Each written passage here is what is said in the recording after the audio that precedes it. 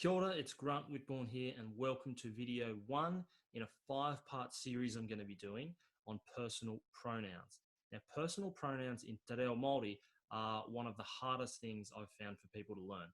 It can be very, very confusing with the words and how they work. It's just something that people really struggle with. So in this series, I'm going to break it up into the 5 key areas. I'm going to do that across 5 separate videos. Now, what are personal pronouns? Personal pronouns are words that we use to describe people, and they're words like us, I, him, her, we, they, he, she, all of those words that describe people without actually using names or titles.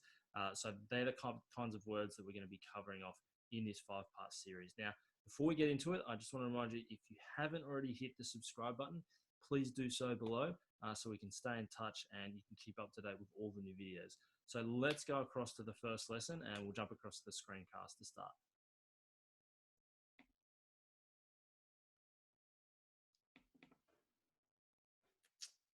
Okay, so we're going to jump straight into it. The first 3 pronouns that we're going to look at are o, koe, and ia. Now, if you've been learning Te Reo, maybe you've just started, you've probably seen these 3 words. And as the translations show there, o meaning me, koe meaning you, and ia meaning him or her. So they're pretty simple words, and the way I like to teach people, we can usually slot these words into most of the sentences because we're usually talking about things that people are doing, things that I'm doing, things that you are doing, koe, or things that he or she may be doing, so someone that we're talking about. So I'll jump across to the next screen, and this is the photo that we're going to be using across the 5 videos. Now, yeah, I know it's a little bit tacky, but it's got the exact right amount of people that we need to talk about these lessons and to describe them in a way that we need to describe them. So for the purpose of this example, I want you at home watching this video, I want you to picture yourself as this gentleman here, the guy sitting down in the pink salmon, maybe watermelon shirt. I want that to be you. So consider yourself when we go through the examples as you being him, and you are talking to someone else, okay? And the person that you're talking to is this gentleman here in the blue shirt. So it's you down here in the red, him up there in the blue. And I've always got it indicated here with this red arrow. That's the person that you're actually having a conversation with. And all the words that we're going to cover over the next 5 videos are all related. They're all part of that relationship. So keep that in mind. You're in the red shirt. The person you're speaking to is in blue shirt. So the first 3 examples that we're going to go over, like I had in the last slide, o, koe, and ia. And you'll see down here, o, koe, and ia. So in this example, I am tall, you, and when I say this is you, I'm also going to refer to it as me because I'm going to pretend I'm talking to someone else and you're going to pretend you're this person talking to someone else as well. So here I am. Now, when I'm talking to this gentleman here, I'm saying, kei te kata o.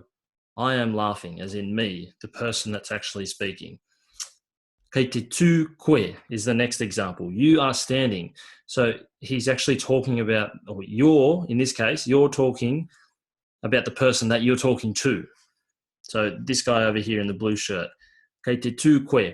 Now, when we're talking about ia, we're talking about someone that's not part of this relationship here. Someone that's not part of this conversation. And I've got an arrow pointing to this gentleman here in the light blue shirt. Kei te noho ia. He is sitting. Now, if you remember back from this slide, ia can mean him or her. And the way you define that is really by the context. Like it's hard, it's kind of, if you're talking about women, it's hard to ever imagine that you would get confused with him in there if you were using ia, because there are no men in the conversation. So yeah, how you pick up whether it's him or her is built up through the context of the conversation. So I'll go back here. Kei te noho ia. So these 2 are talking, you being the guy in the red. Kei te noho ia. Ia meaning this guy over here. Now look, it could also mean this lady over here in the green shirt. It could mean this lady over here in the pink shirt. It could mean this lady here in the red shirt. Ia is him or her and a person that is not part of the direct conversation with you that you're having with someone. So this relationship here, it's someone outside of that relationship. So look, that's the first look at personal pronouns in this 5-part series. Make sure you check out the other 5 videos because there's tons of value, and we're going to stick with this same example. We're going to stick with this same group of people, and I think it's going to be really, really helpful for your learning.